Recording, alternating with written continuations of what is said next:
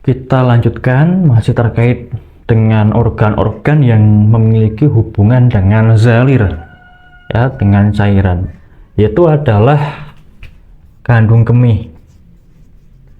Kandung kemih. Nah, kandung kemih dia kan menerima zalir dari paru-paru.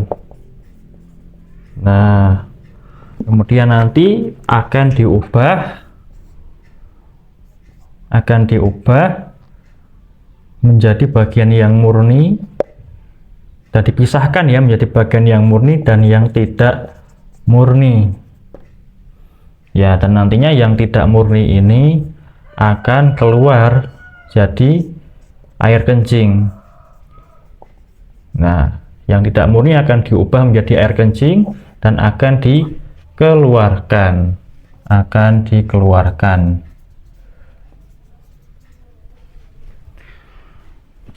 Jadi kandung kemih menerima zalir dari paru-paru, kemudian nanti akan dipisahkan jadi bagian yang murni dan yang tidak murni.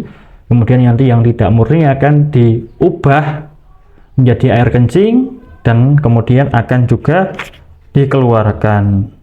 Nah, seperti itu. Ini adalah fungsi penting dari kandung kemih terkait dia nanti akan memisahkan dan juga akan mengubah dan nanti juga akan dikeluarkan.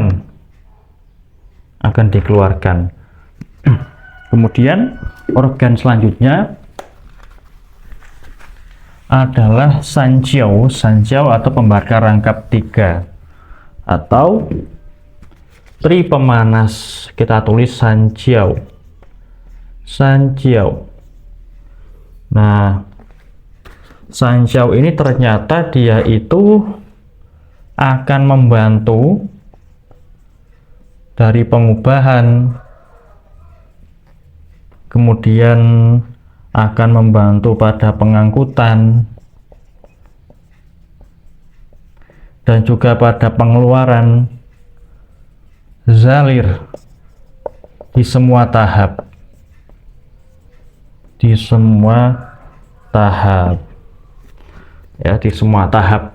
Ini sangat luas ya.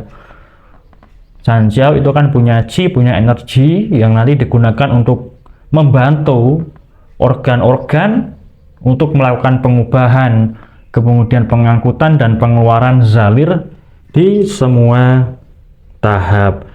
Nanti akan membantu limpa untuk mengarahkan zalir ke atas ya.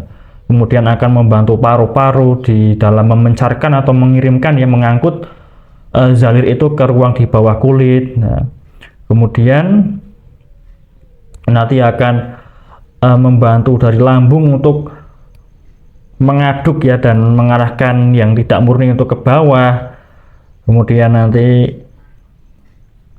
akan membantu dari usus kecil, kandung kemih dan ginjal ya, ketika dia mengubah, memisahkan dan mengeluarkan zalir. Jadi semua organ dibantu oleh sanjiao dalam melaksanakan fungsinya yang terkait dengan zalir tubuh.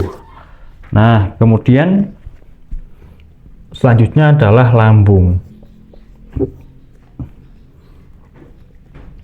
Nah, lambung ini kenapa penting? Karena dia adalah organ yang pertama yang menerima zalir, ya, makanan dan minuman, menerima makanan dan minuman. Ya, kemudian dia akan menampung ya. Ditampung makanan dan minuman itu yang mengandung air, mengandung cairan itu ditampung, kemudian nanti akan dipisahkan oleh limpa kecil ya, dan nanti akan banyak proses selanjutnya. Intinya dia adalah organ pertama yang menerima makanan dan minuman, mengaduk, dan nanti dia akan juga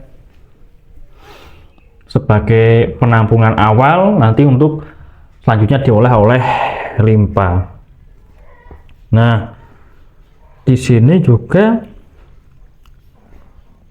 di dalam di dalam catatan ya, lambung ini dia itu suka basah.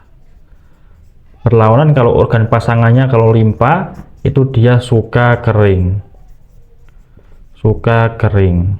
Nah, maka lambung yang suka basah dia itu tidak boleh kering atau tidak suka kering. Limpa yang suka kering dia itu tidak boleh basah atau tidak suka dengan basah. Maka terkait dengan makanan ya, kalau lambung itu suka seperti yang basah-basah ya, seperti makanan yang berkuah, kemudian seperti makanan-makanan yang berair, buah-buahan yang berair ya. Kalau limpa sukanya yang kering ya, seperti kalau yang kering itu misal yang dipanggang ya, seperti ayam panggang, kemudian sapi ya, sate ya, seperti itu. Nanti kalau terlalu banyak makan makanan yang basah itu akan mengganggu limpa, karena limpa sukanya kering. Nah, sama nanti kalau terlalu banyak makanan yang kering akan mengganggu lambung, karena lambung suka makanan yang basah, suka kondisi yang basah, seperti itu. Nah, itulah terkait limpa dan lambung. Catatan sifatnya yaitu lambung itu suka basah, kalau limpa sukanya kering. Lambung benci kering, limpa benci basah. Jadi meskipun mereka berpasangan tetapi ada sifat yang berlawanan, seperti itu. Oke, kita cukupkan, kita lanjutkan pada video yang selanjutnya.